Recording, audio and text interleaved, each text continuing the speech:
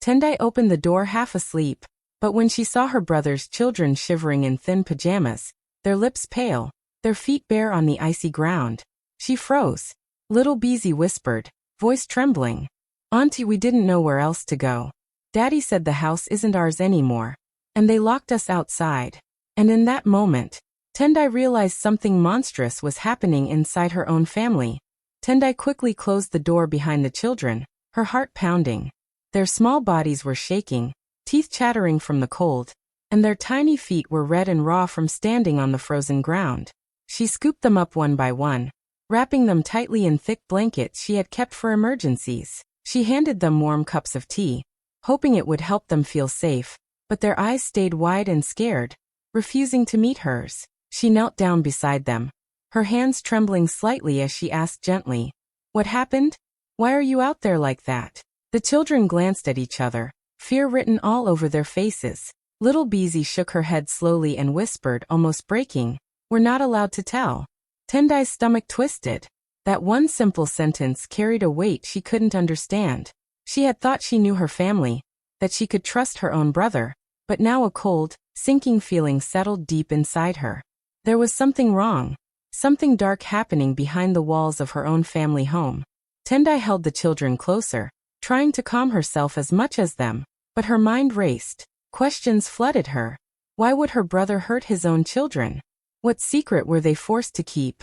The warmth of the blankets and the tea did nothing to ease the growing fear in her chest. That night, as the children curled up beside her, silent and frightened, Tendai realized this was just the beginning. Something monstrous was hiding in plain sight, and she had no idea how deep it went. The truth was coming, and it would change everything she thought she knew about her family. She stayed awake, listening to their soft, uneven breathing, feeling powerless and terrified, but knowing she couldn't look away. The night that had started so normally had ended in a chill that no blanket could fight, leaving Tendai alone with the heavy, terrifying thought that the people she trusted most might be capable of the unimaginable. The next morning, Tendai bundled the children up again and decided to take them back to their home. She hoped that once they were safely inside, her brother would feel ashamed and apologize, that he would see the wrong in his actions. But as soon as Lekin opened the door, any hope she had vanished. His face was blank, almost bored, as if nothing serious had happened at all. He looked at her and the children and said casually, "Oh, they found their way to you? Good. Keep them if you want." His voice carried no concern, no remorse. Behind him, his wife leaned against the wall, arms crossed, smirking like she was enjoying the situation. Tendai froze, feeling a cold knot form in her chest. She took a step closer to Beezy and noticed something that made her heart stop. There, on the child's arm, were dark marks shaped like fingers. The bruises were fresh and angry-looking, as if someone had gripped her tightly in anger or punishment. Tendai's hands trembled, and she instinctively reached to examine the bruises, her mind spinning. How could her own brother, her family, do this to a little child? And why would he act like it was normal? The children's eyes darted nervously between her and Lekin, too scared to speak, as if they knew that answering would bring even more pain. Tendai felt a wave of shock and disbelief wash over her. The man she had grown up with, the brother she had trusted and loved, now looked like a stranger. A cruel, cold stranger who could hurt children and not even flinch. She wanted to scream, to demand answers, but she had to stay calm for the children. She forced herself to kneel beside Beezy, gently holding her arm, whispering soothing words, trying to hide the rage and fear bubbling inside her. The children clung to her as if she were their only anchor in a storm they didn't understand. Tendai realized that nothing she had imagined could have prepared her for this moment. Lekin wasn't just ignoring what he had done. He was proud of the control he had over them, proud enough to mock her silently with his words and expressions. That day, Tendai understood the terrifying truth. Sometimes the people you love the most can become complete strangers. And protecting the innocent might mean facing the very darkness that lives within your own family. Tendai's hands shook as she looked at Lekin, anger and fear twisting inside her. She took a deep breath and said firmly, "What happened to them last night? Why are they covered in bruises? How could you lock your own children outside?" She expected him to feel even a little shame, to explain, maybe even apologize. But instead he laughed, a cold, cruel laugh that sent a shiver down her spine. "Discipline. he said, shrugging as if it were nothing. They need it. You shouldn't interfere in how I raise my kids. Tendai felt her heart pound. Discipline? She whispered, trying to keep her voice steady. Those are marks from your hands, Lekin. This isn't discipline. It's abuse. He leaned back, crossing his arms, smirking like she was being ridiculous. Then he said words that made her blood run cold.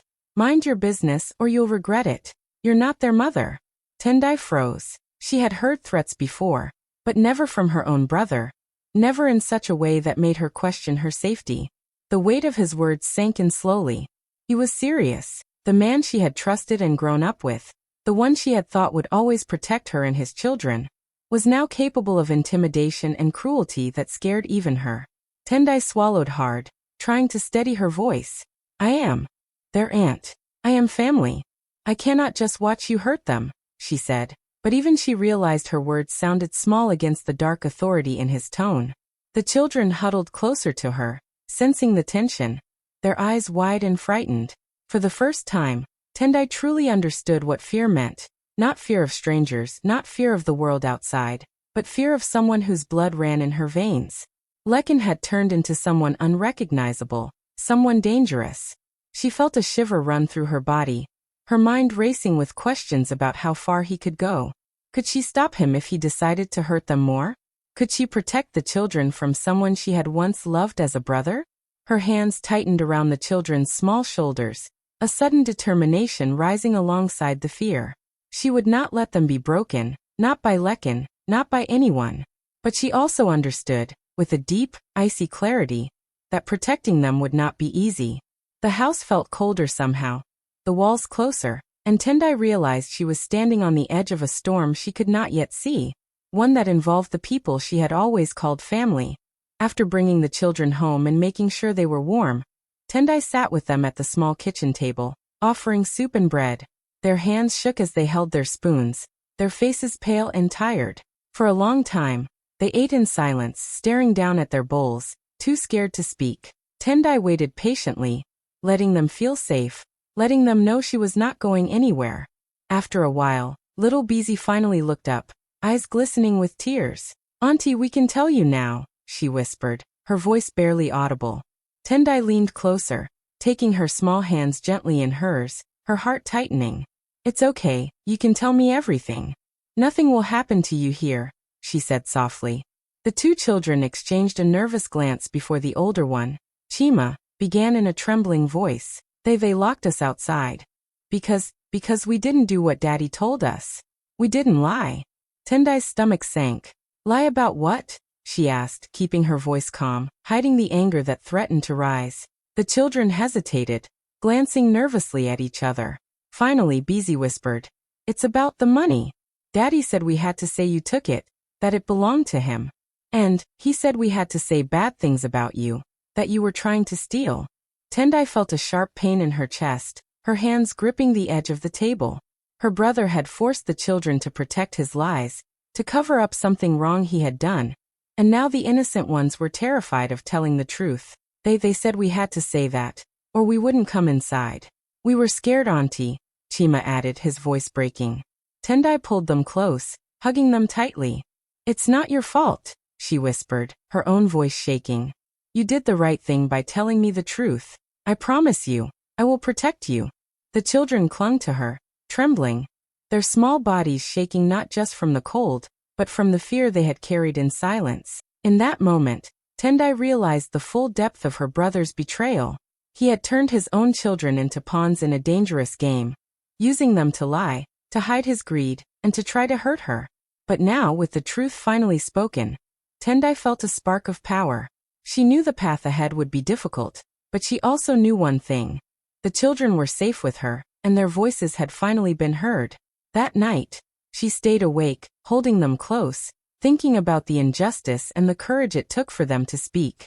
The small, frightened whispers of the kids had revealed a truth so deep, so cruel, that Tendai understood this was only the beginning of the fight to protect them, and to reclaim what was taken from her.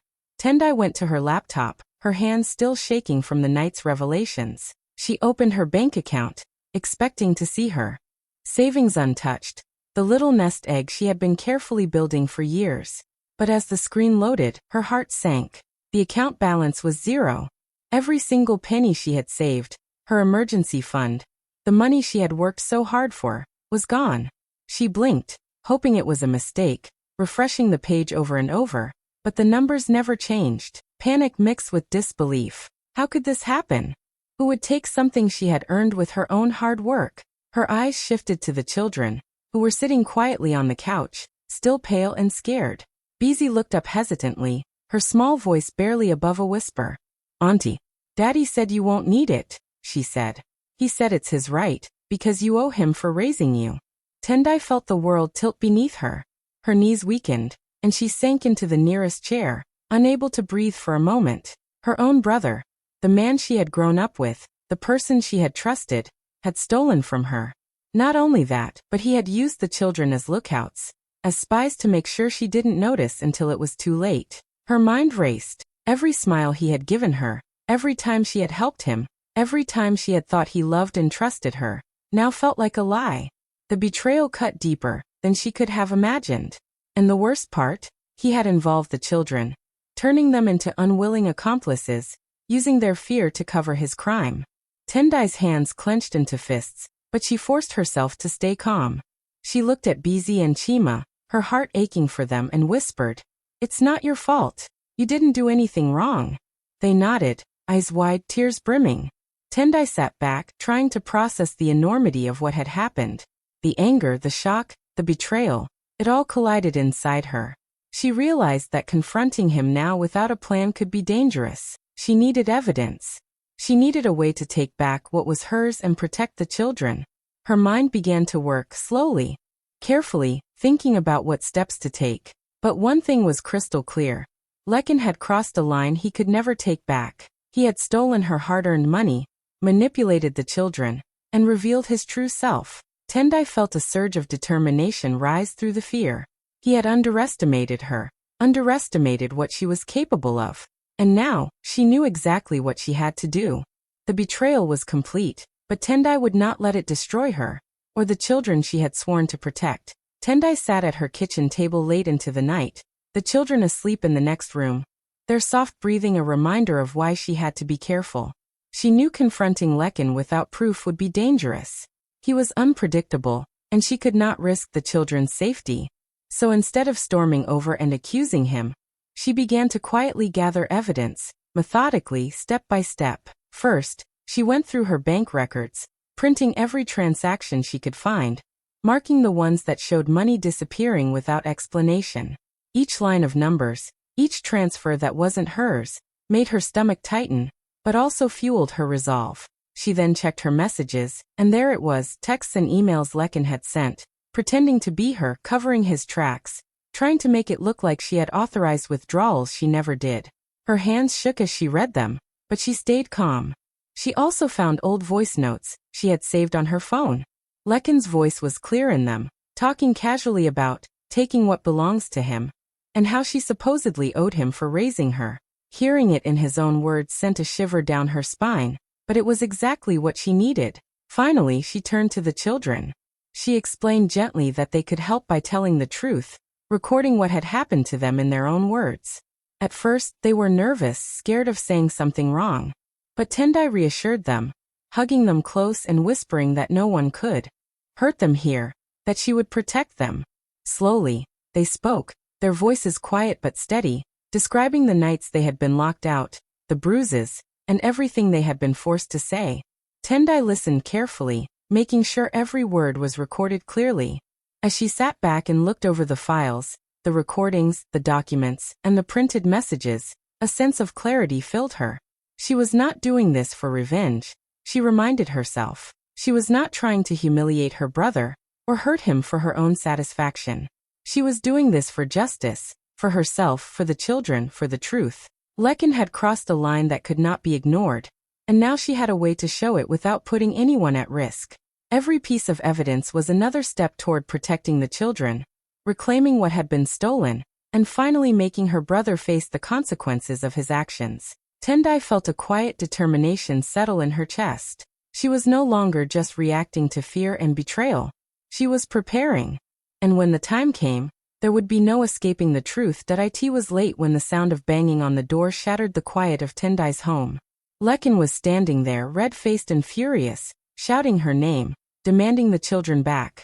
Tendai's heart pounded, but she stayed calm, motioning for the kids to hide in the back room. Lekin pushed the door open before she could stop him, storming inside and knocking over a chair. He grabbed a vase from the table and threw it across the room, glass shattering everywhere. "Give me my children now," he yelled, his voice shaking with rage. Tendai's hands stayed steady as she moved slowly to the table, where her phone was positioned, recording everything. She had anticipated that he might come, that he might lose control, and she had prepared for this moment. Lekin continued, his face twisted in anger. "You think you can keep them from me? You owe me your life. I can take whatever I want." His words were meant to intimidate, to scare her into giving in, but Tendai's fingers barely moved, just enough to make sure the phone was capturing every word. The children peeked from the doorway, their eyes wide, frightened but safe. Lekin's shouting echoed through the house as he smashed another lamp, ranting about how everything was his right, how she had no claim to anything he wanted. Tendai breathed slowly, keeping her voice calm, almost soft. "Lekin, stop. You are making this worse for everyone. Sit down and we can talk," she said. But he ignored her, raging on. Yet in the middle of his outburst, Tendai felt a strange sense of power. Every threat, every angry word, every violent movement he made was being recorded. Every piece of evidence she had carefully collected now had a witness, capturing the truth exactly as it happened. Her heart still raced, but fear was tempered by control. When he screamed, "I can take whatever I want," she held her ground. She could almost hear the sound of the justice she had been quietly building, hidden in that small phone on the table. This was it. The proof she had worked so hard to gather, the recordings, the bank statements, the children's voices, all of it was coming together. Lekin's own anger, his own words, would finally show the world who he really was. Tendai's calm in the chaos contrasted sharply with his fury, and she knew deep down that this night, terrifying as it was, would mark the moment everything changed. The storm in her home was real, loud, and dangerous, but it also revealed the key she needed. Finally, she had what she needed to stop him. Not with force, not with shouting, but with truth. The next morning, Tendai woke early, her mind clear and steady. She had planned every detail, every word, every piece of evidence. She called Lekin and his wife, asking them to come over for a discussion, keeping her voice calm and polite, hiding the storm that had raged the night before. She made sure the children were safe in another room, knowing this confrontation would be difficult but necessary. When the doorbell rang, she opened the door to see Lekin and his wife standing there, faces full of arrogance, smirks plastered across their faces. They looked at her as if she were overreacting, as if nothing she said or did could affect them. Tendai smiled faintly and invited them in. As soon as they settled in the living room, she pressed play on her phone and a chill ran through the air. The first recording was Lekin shouting, threatening her, saying, "You owe me your life. I can take whatever I want." The smug expression on his face vanished instantly. His eyes widened, panic flashing in their depths, and his wife's smirk faltered as the words played again, loud and clear. Tendai didn't stop there. She laid out the printed bank statements, showing every transaction he had taken from her account, every stolen penny. Lekin's hands trembled as he realized the trail of evidence could not be denied.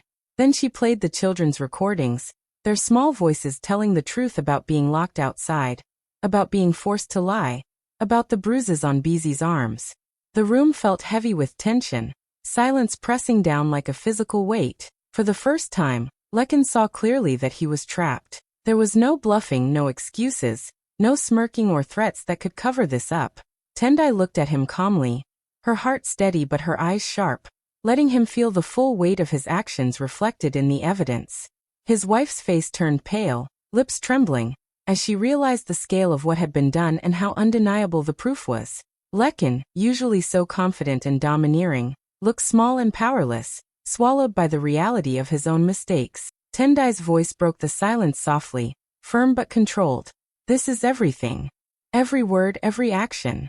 You cannot deny it. You have made your choice, and now you face the consequences." Neither of them spoke. Their arrogance had vanished completely, replaced with fear, shock, and disbelief. Tendai felt a surge of quiet triumph. Not revenge, not anger, but the satisfaction of finally showing the truth. The man who had once threatened her, who had used his own children as pawns, now sat in her living room, facing the evidence he could not escape. And in that moment, Tendai knew that the power had shifted. She was no longer the victim. She was in control, calm and unshaken, while Lekin and his wife realized, finally, that they were cornered, and there was no way out. Tendai leaned back slightly, keeping her voice calm and steady, letting the silence hang in the room after the recordings and documents had spoken for themselves. She didn't yell. She didn't accuse. She didn't throw threats or insults. Instead, she looked Lekin in the eye and said quietly, clearly, "I'm reporting everything to the authorities. Every word, every transaction, every recording. But I'm giving you one chance. Sign full custody of the children over to me. And this can stop here." The words landed like a weight in the room. Lekin's face went pale, his usual arrogance slipping away as he glanced at the evidence spread across the table. His wife's hands clenched nervously, and she muttered something under her breath, but Tendai didn't flinch. She had prepared for this. They understood immediately what was at stake. If the recordings, the bank logs, and the children's testimony reached the authorities or the court, they would lose everything: money, reputation, and control over the children. Panic replaced their earlier smugness. Lekin's voice shook as he stammered, trying to find a way out, but every word he spoke only showed how cornered he truly was. Tendai remained calm, letting them feel the full pressure of the situation without raising her own voice. Slowly, hesitantly, Lekin reached for a pen. His hands were trembling, his eyes darting between Tendai and the evidence, knowing he had no choice. His wife leaned over, whispering, panic written all over her face, and together they signed the papers, each movement stiff and shaky, the finality sinking in. Tendai watched quietly, her expression calm, almost gentle, as the legal custody papers were completed. There was no celebration, no triumphant shout, only the quiet satisfaction that justice had been done. The children were safe now. They would no longer live in fear of a man who had once terrorized them, who had stolen from their aunt, and manipulated them as pawns. Tendai felt a wave of relief and strength flow through her. She didn't need to yell. She didn't need to fight with anger. The power had shifted naturally, quietly, with truth and preparation. And it was undeniable. Lekin and his wife, who had once held all the control, were now powerless, cornered by their own actions. Tendai breathed slowly, looking at the children's faces, knowing that from this moment on, nothing could hurt them again. She had protected them without cruelty, without revenge, using only courage, preparation, and the quiet force of truth. The room, once filled with fear and tension, now held a calm that only justice and care could bring. In that quiet moment, Tendai realized she had won not by force or anger, but by being patient, smart, and unwavering, turning the tables completely and powerfully, without a single scream. Months passed, and Tendai finally felt the calm she had been fighting for settle over her life. She watched Bizi and Chima running and laughing through the sunlit rooms of their new home, the warmth filling every corner. The children's laughter was light, free, and unafraid, a sound she hadn't heard for so long. She didn't need to punish her brother. Lekin had already destroyed his own life with his greed, his cruelty, and his lies. Tendai didn't seek revenge, didn't plot to humiliate him, or take delight in his failures. She had focused on protecting the innocent, and in doing so she had restored their safety, their happiness, and their childhood. One quiet evening, Tendai sat on the couch as Bizi crawled into her lap, wrapping her small arms around her tightly. Her voice was soft, barely more than a whisper, but full of sincerity. "Auntie, thank you for choosing us even when our own parents didn't." Tendai felt her chest swell with a warmth that came from deep within. She stroked Bizi's hair gently, her eyes misty but calm, and whispered back, "I will always choose you. Always." She looked around the home, the warmth, the peace, the little details that made it theirs, and realized that this was her true victory. She had not destroyed anyone. She had built something lasting, something safe, something filled with love. She had turned a nightmare into a life where cruelty could never reach them again. The children's smiles, their laughter, their sense of security, these were the real rewards. Tendai knew that her courage, patience, and careful planning had been stronger than any anger or desire for revenge. She had faced betrayal and fear, and instead of letting it break her, she had created a home where innocence and trust could thrive. That evening, as the sun set outside, painting the walls in warm gold, Tendai watched Busy and Chima play, and for the first time in a long time, she allowed herself to breathe fully, to relax completely. The storm of the past months had passed, leaving behind not resentment, not triumph over someone else's misery, but the quiet, powerful peace of a life built on courage, care, and love. She had protected what mattered most, and in doing so, had reclaimed her own strength. Tendai smiled softly, knowing that no one could ever touch what she had built. Not her brother, not his cruelty, not anything from the past. She had chosen wisely. She had chosen courage. And that choice had changed everything.